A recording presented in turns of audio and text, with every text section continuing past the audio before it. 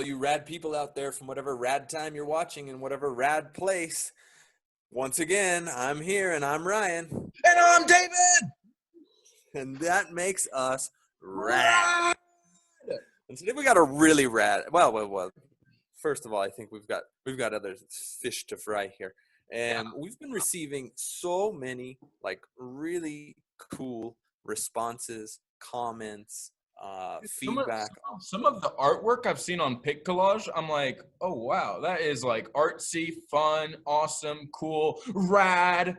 You know, that's totally us right there. So, you know, the comments that we've been getting, yeah, or even some people who've been giving us, you know, like really descriptive opinions on the topics. Like, I'm really, really impressed, honestly. So, you know, to you guys that are making comments, keep it up because we are really happy with what you're doing so far.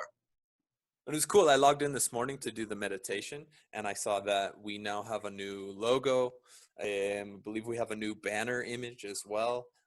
The channel just, you know, but I love that it's a creation that happens with all of us. And it's not just us doing it. It's you guys who are helping us create our channel. And so I had someone say, I'm not too sure I like your logo. Can I make a new one? I'm like, okay, go for it. Well, it's cool. We'll have a rotating rotating logo, you know, nothing definitive, you know, a little bit of everyone's going to be present. So yeah, it'll be cool. And, you know, that reminds me, Ryan, I saw this one comment on there, and I remember clicking on it because I saw it as a link to a streaming video game site. And I was like, well, okay, let's see what this is about. And I clicked on it, and it was a video game, you know, a recording of a video game. And I was like, that's pretty cool, but relevant, I think not. I also just found it, you know, fun that people have found a source of entertainment during these times. You know, if that's video games, so let it be. You need to keep yourself busy, keep yourself entertained, no doubt. Absolutely. It's funny because I left we left the instructions for the responses to the podcast very open for the students, right? We said, you know, you could practically do anything just as long as it's related to the podcast. And so I thought that this person who did the video game response was very creative because it was very much his own. And so with that idea, we thought, well, why don't we welcome him to the show and we can talk about video games because I mean, I'm a mature adult now. I don't. Yeah. Come on, video games. I don't play video games. No. But on that note, ladies and gentlemen, may we have the pleasure of introducing to you El Personero, Nicolas. Welcome to the stage, buddy. Hey, thank you for joining us today. We are honored to have you here today. Thank you. Thank you very much. Thank you for inviting me. It's an honor to be here. Oh, of course. Yeah. So, you know, you brought the topic to the table and you wanted to talk about video games. Well, I'm curious because, you know, I'm sure we have quite a few age gaps between the three of us. What was the first video game that you played, Nicolas, in your life? I'm sure you remember. It was Mario Bros. It was online and it was in the computer of my dad when he was working. Mario Brothers. All right. Yeah. Ryan? So you started with the classics. I mean, yeah, I'm going to say, you know, of course there was arcade games and things like that, but I have a very distinct memory from being about 5 years old and a neighbor had a Nintendo and I went over there and I played for the first time also Super Mario Brothers. You know, I'm pretty sure I ran straight into the first Goomba and died immediately. But it was immediately like, I was like, whoa, this is something important, right? Yeah. I was 5. So, but I could already tell. I don't know. What was the first game that you remember playing, David? Yeah, my uncles, them and they're 6 or 7 years old. And I remember left, right, go down the pipeline. Ooh, watch out. You got Bowser right there. Ooh, no, fireballs. Yeah, fireballs, you know. So I remember, yeah, definitely Super Mario Brothers. Love that. Really, really interesting, actually. Yeah. And now things have changed a little bit since I know since my time. I mean, Whatever happened to 2D video games? I was like, 2D is the bomb because it's like I don't need to think too much. It's left, right, down, up, you know?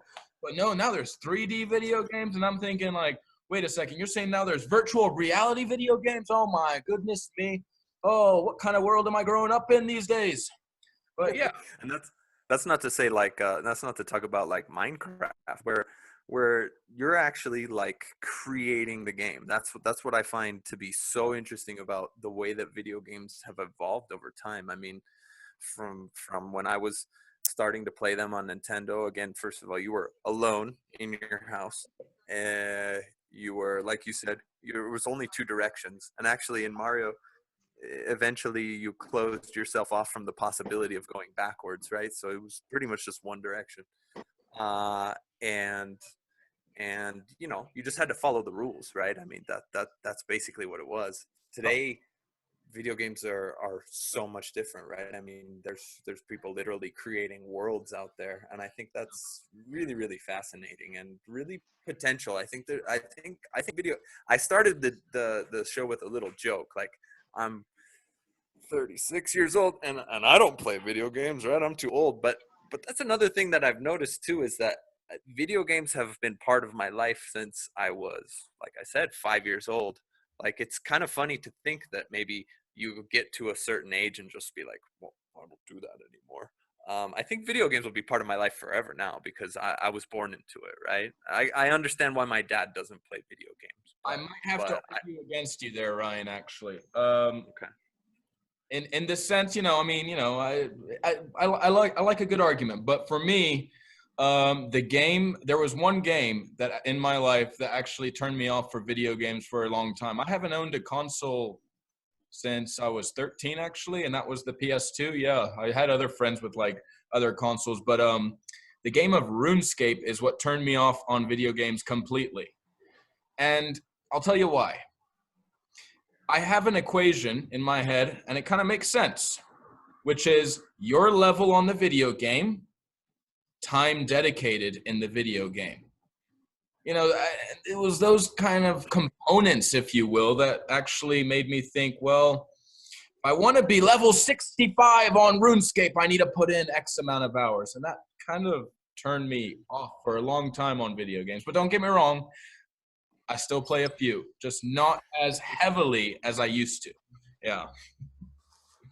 Nicolas, what games are you playing these days, and which ones take most of your time, and how do you feel? Yeah, that's an interesting point that David brings up. How do you feel about that time spent? Is that good time spent or bad time spent? Because I've also gone through points in my life where I said, yeah, I can't spend this time playing video games. Like, I have really valuable, important things to do. Well, one of the games I'm right now playing most of the time is League of Legends. That is a MOBA 5 versus 5. But about the time, one match takes like 45 minutes. And for me, that's a lot of time because if I need to work and I need to do some homework, well, there will be less time for playing or for doing the homework, and I need to decide. And right now, with the problems of the internet, it's difficult. But I think it depends the time spent at the moment you want to play the game. For example, a weekend, well, you have more freedom, and as we are home, we don't have anything else to do. It's good spend of time, but in the week, it's when we have to work and do other things. So you're not taking lunch breaks to play League of Legends? Well, yes, I do. Busted. Here and there, right? Just little. Yeah. No, I get it. I get it. Sometimes, yeah, it's nice to be able to. It's the difference about being at home, right? Is that you can squeeze in maybe a little game while you're eating lunch or something like that. Another interesting aspect about video games, and we've been chatting a little bit about this, is the economic part, right? Because now, like for instance, I mean, again, when I was a kid, playing video games was just, well, unless you've seen that documentary, The King of Kong, and if you haven't, I highly recommend The King of Kong. Actually, yeah, competitive video games have existed pretty much forever, but or as long as video games have existed. But it's a pretty small percentage of people who could actually make money playing video games. But today things are changing, right? I mean, I just recently learned about this social network called Twitch. I don't know. I'm sure you guys know more than me about it, but I started to understand, like, wow, so people can like actually play video games, and that's almost like their job or a second job anyway, right? A source of income. What do you guys know Well, about that? I know almost nothing. well, I have listened a lot about Twitch, but I haven't started on it, even looking or subscribing.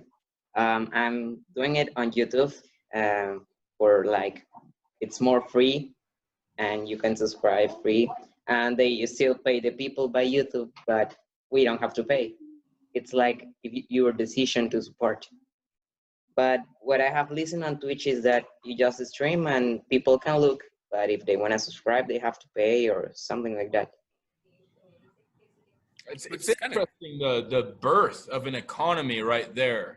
Like that's a self-sustaining economy where people can, I'm sure during this period of time, people are like, "Oh my goodness, there's no work for me at the moment." But Twitch, now there is a way that I can earn a little bit of pasta, if you know what I mean. Not with Luquini, of course. Um, but I will say, I find it just fascinating how Twitch, is a it's a group, it's a society, if you will, right? And in many ways, what is a society? Economics is people. That's it. What is economics? It's people interacting with people in many ways.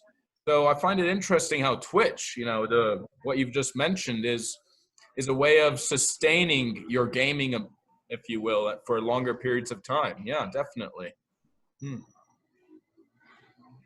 and it also, I think, um just raises the levels of complexity of everything, right? That much more, because then people can get better at games much more fast than if they were just playing by themselves and just, right, you run into the first Goomba and then you go, oh, okay, now I understand I have to jump, right? And then but people are just getting all of the knowledge of games like quick, like injected into them practically through the Zoom, through Twitch. While we're in a lot of platforms, aren't we? And and yeah, like the competitive nature of games today is it's so high, like it's so competitive. I don't know, in League of Legends, are you finding that you just find more and more good players all the time? Well, yes, it's like it starts the day, and I play like 2 matches at the day, so sometimes, not always. And for example, a simple day where I play 2 matches, the first one, well, it's players of low level. I look at the best one, but then on the second one, there is level of low, lot high levels that do the same I did in the last game with me, like a species of karma.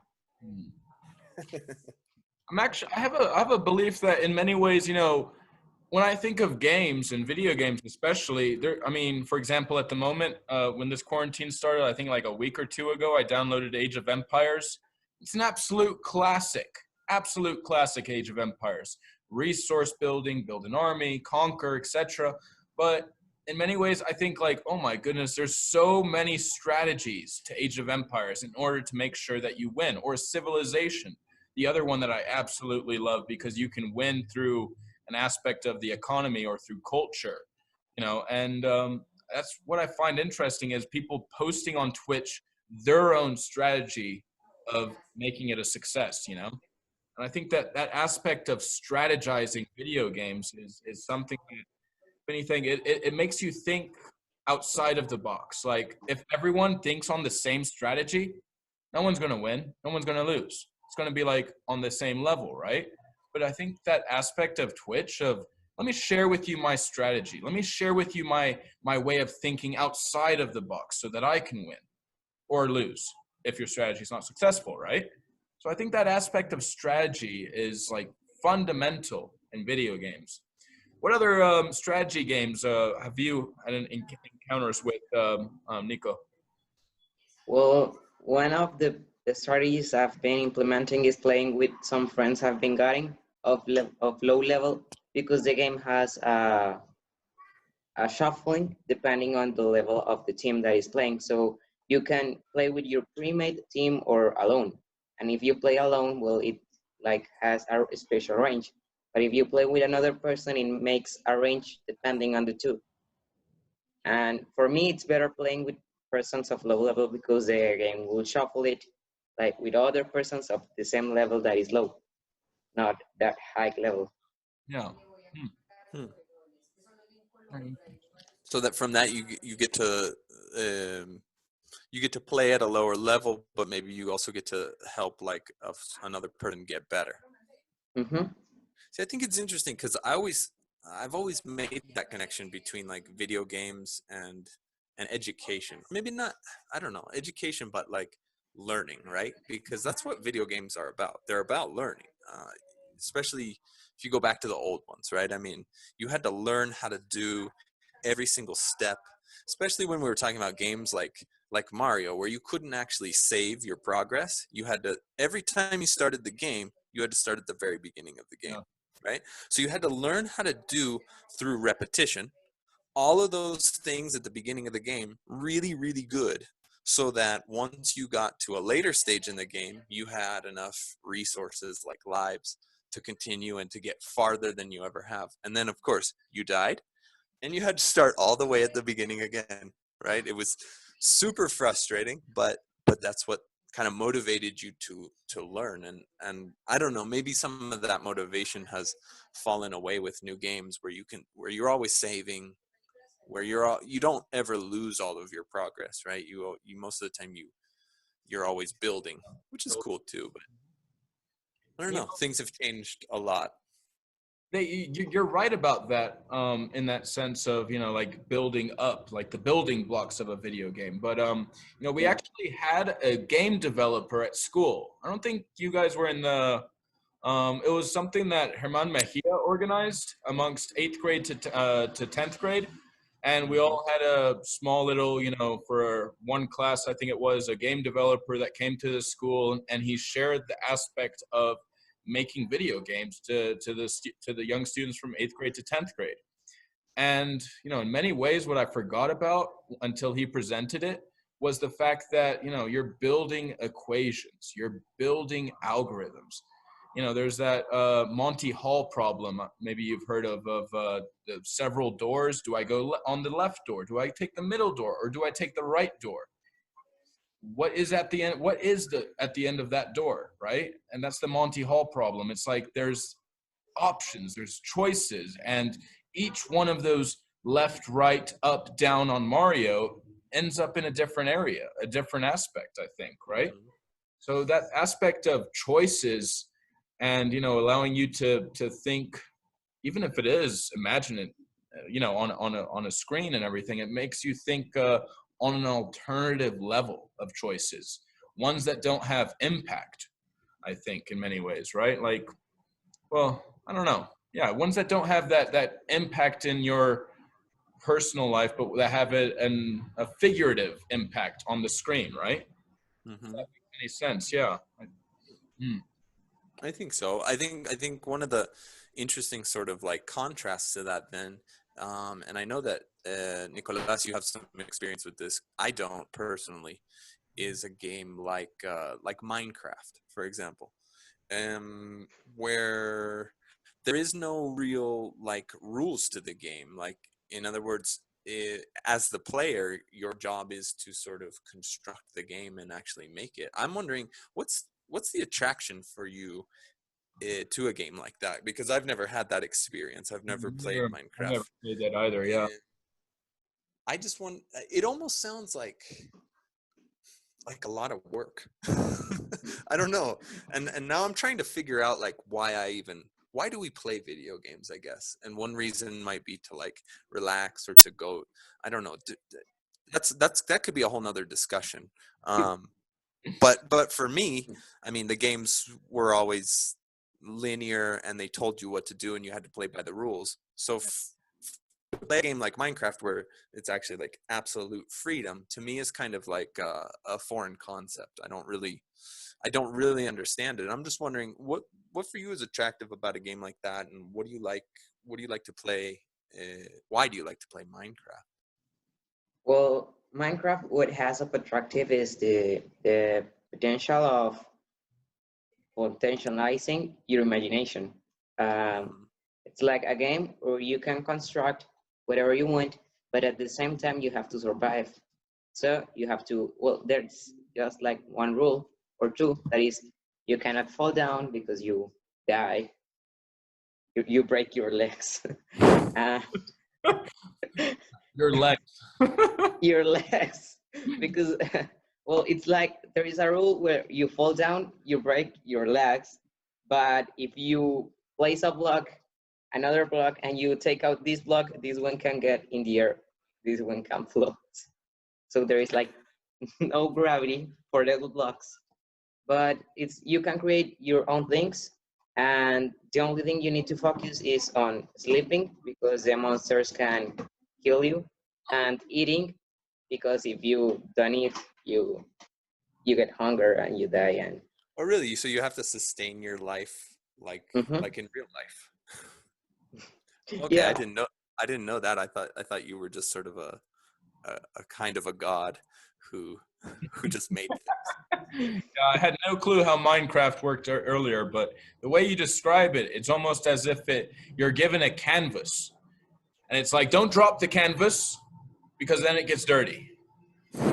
Throw the canvas in the air because you don't know where it'll go. You know, that was kind of the analogy I was thinking of. Is it's like you have a canvas to create something on for what is it? Minecraft, is it? Yeah, Minecraft. Yeah. Yeah. Minecraft. Minecraft. Well, either Mine of playing games on my mind, I'll tell you that. Well, I was thinking these days, where does the name of Minecraft comes? And well, Minecraft is about mining, because you need to build your shield and your weapons. But it is also of crafting, because you need to craft bed, you need to craft the food and everything on the game. And like, there is a silly way to get a name, but the name, it's attractive. It seemed to have worked anyway. Yeah. It's been relatively successful, I guess. During my classes of this virtual lessons, I have one student who likes to log in like 15 minutes early and then share his screen with him playing Minecraft. And I say, all right, when class starts, you're going to have to turn that off. You understand, right? He's like, yeah. But look. I'm like, all right, well, anyway. Yeah. But, it's getting that small little session in before the class begins. So, yeah, they enjoy it for the most part, but I do find that in these times we do need to find ourselves with a distraction. Absolutely, yeah. Mm-hmm. So is that what games are? And I'm going to pose this question to the panel, because again, I was thinking about it a little bit. And why do we play video games? Why, like I said, Yeah, go for it. It's a part of my it is a life now, right? yeah. It's I'm never gonna remove that part of my life. I play video games, right? Again, it doesn't matter how old I am. I don't think. I hope not. I hope I don't get to an age and say, that's stupid. It's funny that you bring that up, because when I look at the theme of every single video game, whether that's like warlocks or trolls or some kind of monsters, or like GTA, where it's like a fantasy world, all of these things, I think in many ways they deal with an imagined reality, right? It's a reality that's not okay, maybe The Sims. Actually, no, sorry. In The Sims, you were able to have like 25 babies, and I'm thinking, oh my goodness, yeah, no. So, yeah, actually, all games are imagined realities, right? They're realities that don't pertain to our real world that we live in, And I think part of our existence might be just to get away from that, real world that we live in, and find ourselves in these imagined worlds. So many games are create a character. Well, okay, you know, this is my imaginary, you know, there's that element right there I find of create a character. It's like imagined world, create the character for that imagined reality in that world, right? I don't know. Yeah. Maybe that's me interpreting it. Yeah. Maybe distraction's not the right word, but imagined reality might be. Well, for example, these days, this week, I was reading an article, and it said that most of the games and the things we see online are designed to attract mentally us to them. So we get focused just on them and just like to them. And I thought that was the case of video games, that you start playing a game and like inside the game is something that gets inside you and you cannot stop. I've noticed that a lot of games have those, especially, well, now this is really kind of a newer thing, I think, but have those mechanisms of addiction built into them, right? Because for instance, I downloaded a game for my phone a couple of months ago, and I started to play it, and I immediately recognized those things, and that immediately made me unattracted to the game, because I realized its strategy in hooking me, right? Which was, first of all, they gave me a bonus for every single day that I just entered into the game, right? They would just give me free things because I entered into the game. Okay, so that was like a strategy. Then they would give me a bonus for playing a minimum amount of games. You know, it could have just been one game. If I played one time, then they would give me free stuff, right? And they had a calendar of all the things that I would win each day if I logged into the game for, you know, an entire month. And that I mean, to me, as I guess a person who I consider myself more than anything to be a reader, right? And so I read that game and its strategy, and that was what made me decide, no, I'm not going to play this. This is dangerous, right? It's too addictive, and it's effective. I mean, it's a good strategy. I'm not saying that it's a bad strategy, but I don't need that in my life. Like, I have enough things to do. I don't need to be addicted to a game. So I don't know. Again, I think modern gaming has a lot of different. It's way different than Mario, right? It's way different than how we started out. Things today have so much more design, and they want your time. But anyway, oh, I never, yeah, and exactly, and money too. That's the other thing that games have today that they didn't have when we were younger. And when we were younger, well, we paid for the game the first time, right? We paid for it. We bought a cartridge or a disc or whatever it might be, and you took that home, but then you never paid any more for the game. You just played it infinitely for the rest of its life. Today, that's not how things work, right? Today, there's the constant. You can buy, and they're like, buy this bundle for $45. And I'm thinking, what? That's like the price of a normal video game back in my day. I think not, good sir. Goodbye. You have a lovely day, and I shall never see you again. Thank you very much.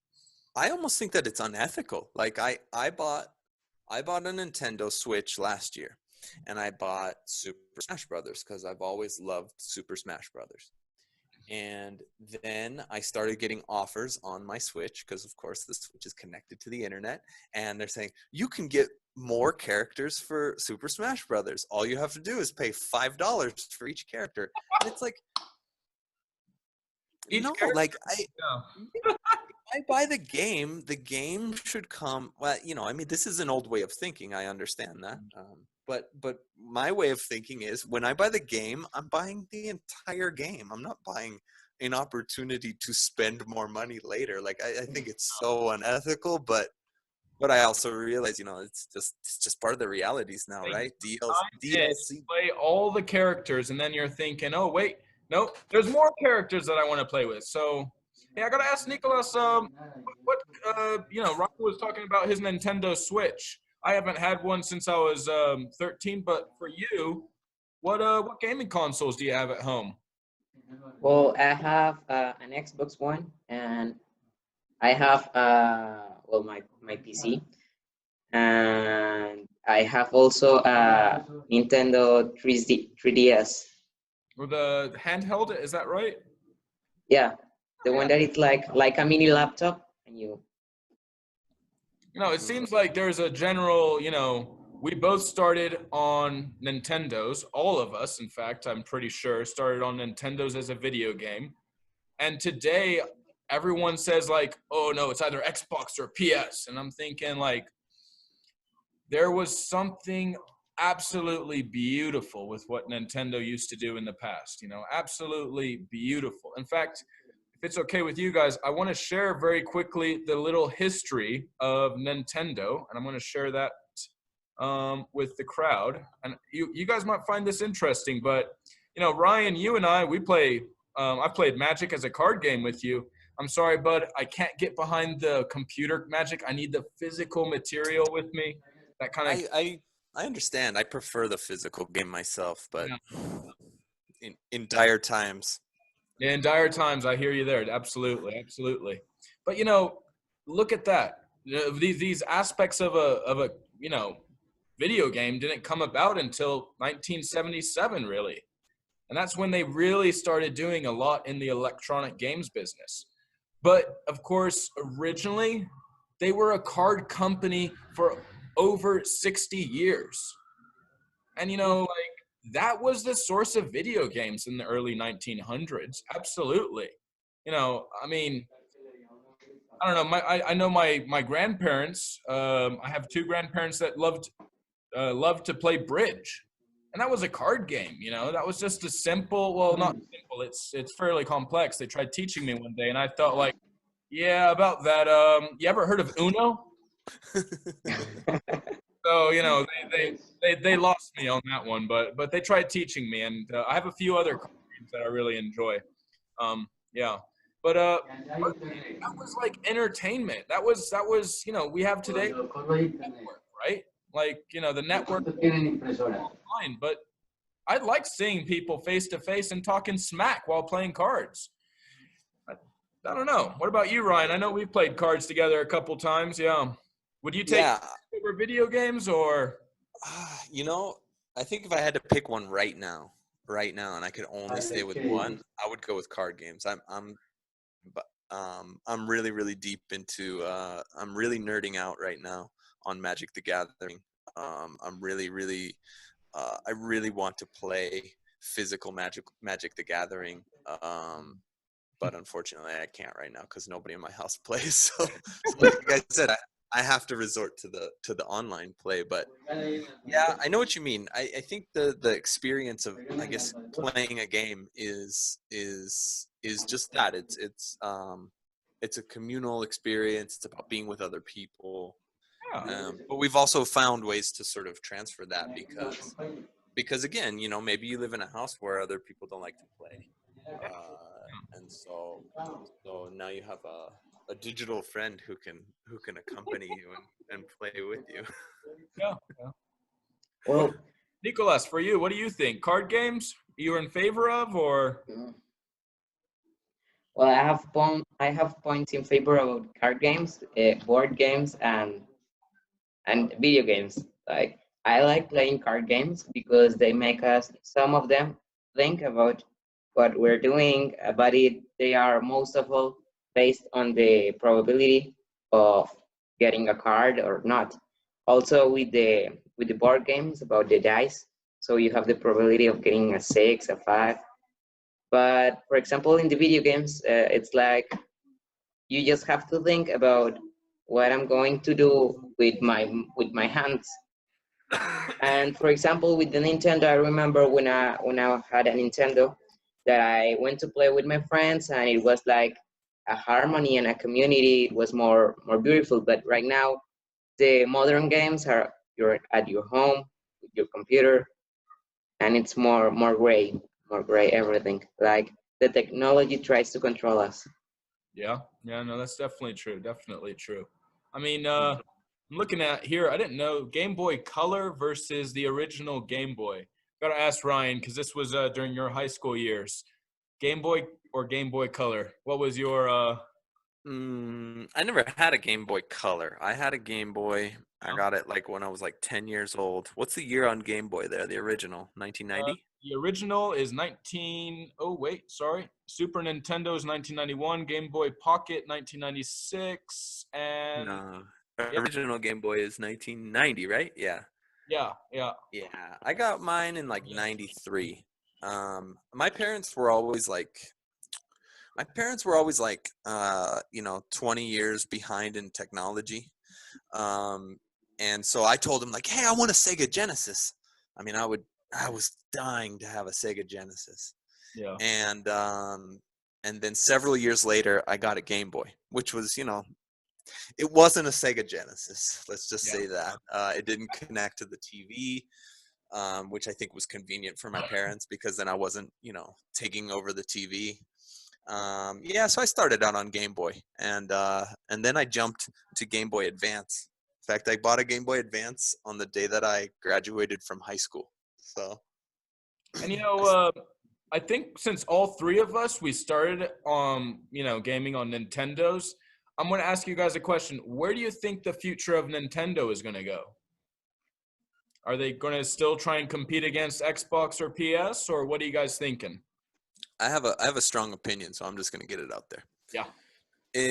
As far as I've watched video games evolve over time, what I notice is that, specifically on platforms like PlayStation and Xbox, are always striving to create games that simulate reality more and more closely. Yeah. What I've always appreciated about Nintendo is that they don't do that. That their focus is always on creating a really fun and interesting way to do something. And I hope that that continues always to be there. I hope that they don't fall into the PlayStation and Xbox trap and Yeah. just try and create more and more games that look like, I don't think that we need more modern warfare games. You know what I mean? Oh Like, yeah, dude. Yeah, They why do have we need to, seven of them. It's all the same process. it's just guns, guns, guns, shooting, shooting, and that's and it. there's enough of that in the real world, like, why do we need to simulate that? I don't know. I like the fact that, like, I can get in my Nintendo and I can get on a horse and I can take out a sword and I can fight against some goblins that are not, you know, they're not humans. So, I'm not maybe I have it. killing I'm not practicing killing humans. I think it's a terrible thing. Unfortunately, you know, I Yeah. don't. No, Nintendo. What you brought up actually, Nintendo's one of the most valuable aspects on their balance sheet is their intellectual property. No Mhm. other company can ever use the word Mario. No other company can ever use any Pokemon characters. No other company can ever use the Fox or Zelda. They cannot ever use those because Nintendo holds those so close to them. Mhm. Nintendo's the only company that can make these characters, and these characters are, well, hell, they're older than Nicolas, and for that matter, they're still live. Like Nicolas, you all those names I just mentioned, you know them all, right? Well, some of them. Zelda? Yeah. Oh, there you go. Yeah, exactly. Like Zelda's older than you, and yet, you know Zelda. It's their intellectual property of like these are our characters that we created, and we will hold them close, right? And that's Right. what they've Yeah. done so well. And the future of Nintendo. I did this a long time ago. It's more complex on the other side, but their outlook for the future, it's based because they want to get away from hardware, right? Like an actual console. They realize, for example, here's a small statistic, but in 2012, when the Wii U came out, no, the Wii, well, anyway, I could go back and Yeah, I look. think the Wii U. Yeah, the Wii U. Mhm. They projected their sales to be at 10.7 million. It ended up being 2.3 million, and they were about to go bankrupt. Absolutely bankrupt. But what saved them? I got one question, and we've already talked about the characters, right? What saved them? There was a really important phone app that came out. Mm, the Mario. Go Pika. Choo. Yeah, Pikachu. Yeah. Pokemon, yeah. Yeah, Well, Pokemon Go saved Nintendo completely. They would have actually and not existed this year if it wasn't for Pokemon Go. So Nintendo's future as a business is they're going to start leaning more towards smartphones and tablets because they don't think they can compete against, Xbox and Sony who have, well, actually Microsoft and Sony with the immense amount of resources that they have at their hands. And I find it interesting about that because I sometimes sit on the bus to school and I see people playing apps on their, iPads or even in class for that matter, yeah, but what I think it's different between Nintendo and Microsoft and Sony is that Microsoft and Sony just create the console. Like, for example, right now, Xbox, Microsoft is trying to make the fastest console in the world. And Nintendo is just trying, Sony is just trying to create another console that has more advanced. But the games produce, the ones that produce the games are other companies outside. While in Nintendo, Nintendo produces its own games and its own consoles, and that's what makes Nintendo special. You're right in that sense, but also Microsoft actually owns, like for example, can you play Halo on the PS? Right. Yeah, Microsoft is someone who's actually replicating that Nintendo strategy and trying to edge Nintendo out by, saving costs and having those production of games in-house rather than, as a third party out there actually. So I did that presentation in university because I found it very interesting, the international strategy that Sony, Microsoft, and Nintendo all applied, in order to try and gain, customers actually, and how they're three people that compete against each other, but Nintendo's the one who's got to reshape their strategy actually. So I found that, very interesting, the outlook of them at least, definitely. But the Nintendo, a counterpoint though. To really reveal what I like to look at on my free time. But when I swipe left on my phone every single day now, there's always a story about the fact that the Switch right now is sold out. Like it's sold out everywhere. Like you cannot get a Switch, and so what helped them finance the Switch actually was the fact that Pokemon Go came out before the Switch. Right. Without that, especially with like them having, and they have now a better, in business you call it a supply chain. So they don't want to have too much inventory cost. So they make what Japan is well known for doing, called just-in-time, JIT, demand, which is what Toyota implies. But Japanese culture, actually, here's a pop question. What does Nintendo stand for? It's a Japanese proverb. It's a Japanese proverb actually. Okay, what does it mean? You work hard, but in the end, it's in heaven's hands. Really? Yeah, it's the actual meaning of Nintendo. You work hard, but in the end, it's in heaven's hands. And I love that. That's the definition of Nintendo. But working harder on video games, well, us or them? That's the real question, right? I think the more and more we play, the more and more we're also becoming sort of employees of the video game makers, and Yeah. they, again, is one of their goals is to keep us playing a lot, right? Oh yeah, definitely. Wow, you guys have given me a lot to think about.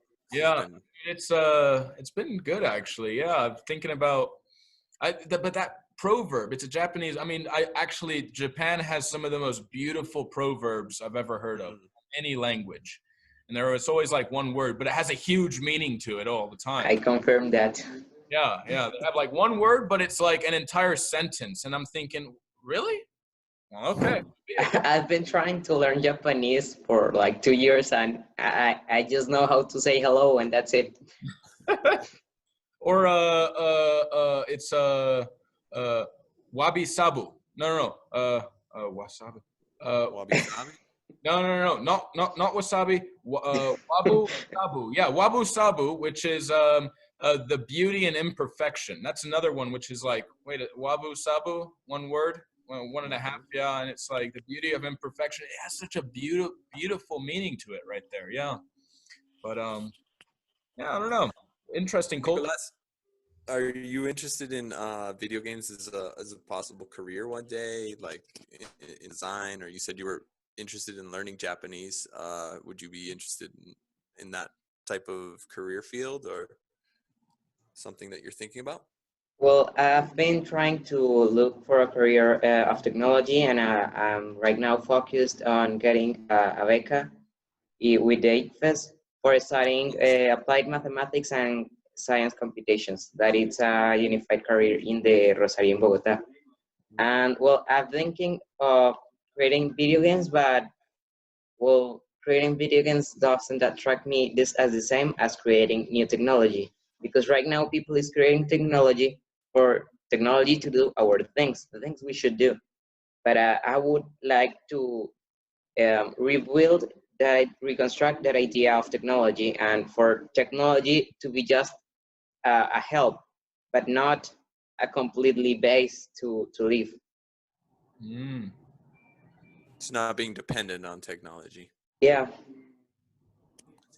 I think it's an important lesson, and I think I think we're all getting a taste of that right now, right? I mean, we're all Dude, very dependent on it right now, obviously. sometimes I look at my screen a day, I'm thinking like, no, this cannot be. I can't look at my screen this long. What 2D screen? Okay, where's the high five, Ryan? You know, no, it doesn't happen. No.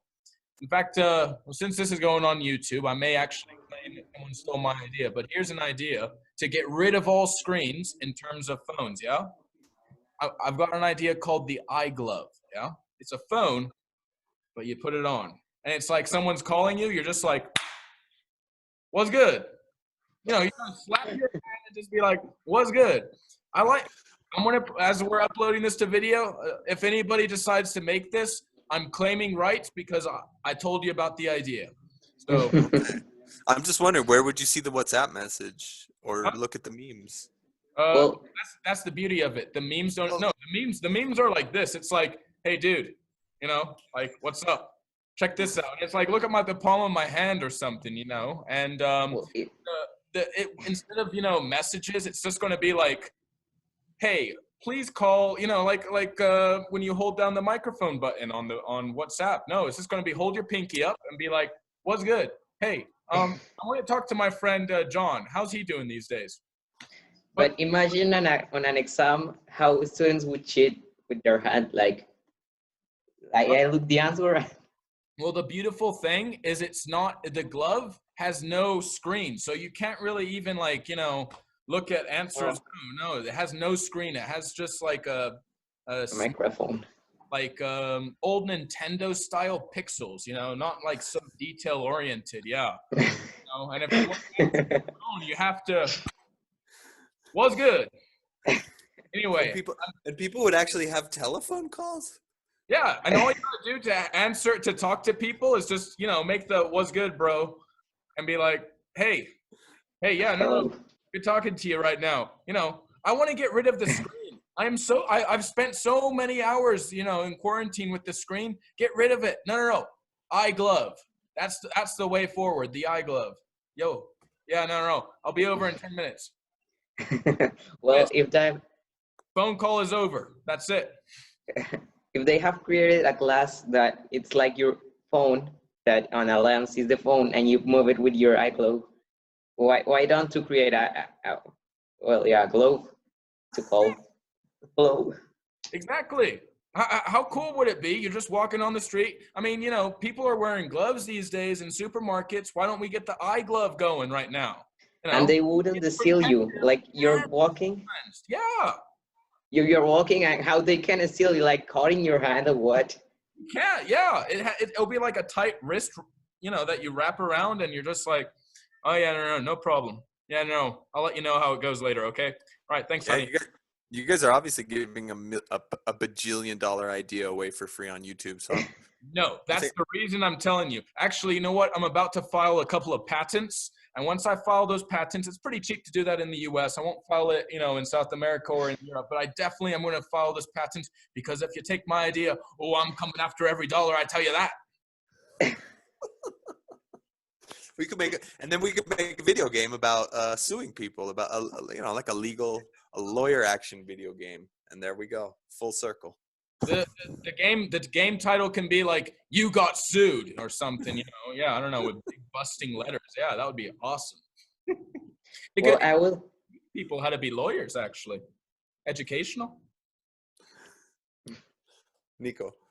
I was thinking about during the podcast, and I had an idea. Why don't you start doing some days gaming, streaming gaming? It's not a bad idea. Or maybe we could analog game, but over the podcast. So like we could get our magic cards out and actually use the camera to digital analog, a technological analog game. I don't know. Yeah, that would be cool. Yeah, many different ideas for the podcast. Well, again, you proposed the idea for today's talk, and I think it was rather successful. We talked about a variety of topics today, and you got to know the weirdest corners of our child lives and all of that stuff. So, what do you guys think? It's about time. Yeah, I think so. Yeah. We had all right.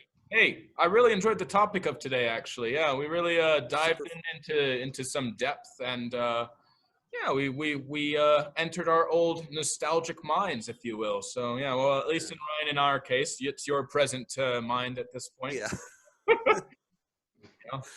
I probably play one or two games tonight, though. I think I might play one game of Age of Empires. There's a teacher that shall be unnamed at school who enjoys playing Age of Empires as well. So trying to fight it out. Nice. Yeah, I'm definitely gonna hit up Magic the Gathering this evening. Tonight's Wednesday, so it's Brawl night. So there you go, Brawl night, bro. All right, so on that note, everyone, you heard it on the Rad Show. Video games. They're not bad anymore. Yeah. So everyone, take good care and have a lovely rest of your morning, day, or evening, depending on when you watch this. Take care. Bye-bye.